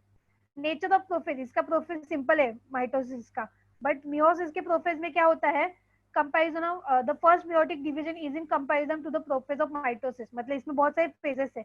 इसका जो प्रोफेज है वो कॉम्प्लिकेटेड है, किसका? मियोसिस का। सेल डिवीजन कैसे होता है, क्रोमोसोम डिवीजन माइटोसिस में both divide once each other, मतलब एक ही बार में जो भी है वो डिवीजन होता है। बट मियोसिस में क्या होता है, 2 सेल डिवीजन होता है, फिर उसके बाद वो जो 2 सेल बन गए थे उसका भी फिर से अंदर डिवीजन होता है। मतलब क्या, 2 cell division but 1 chromosome division, मतलब जो भी 2 सेल बन गए हैं उसके अंदर फिर से खुद का उनका डिवीजन चालू ही रहता है। और उसका एंड प्रोडक्ट क्या है माइटोसिस का? 2 सेल, इसका मियोसिस का 4 हैप्लॉइड सेल। ये जो इतने मैंने पॉइंट दिया है उसमें से जो 4 पॉइंट तुम लोग याद रख सकते हो, वो 4 पॉइंट ये साइकिल, ये जो मैंने पॉइंट बताया डिफरेंशिएट किए, वो याद रखना, ठीक है। समझा माइटोसिस और मियोसिस? किसी को किधर तक किसी को डाउट है?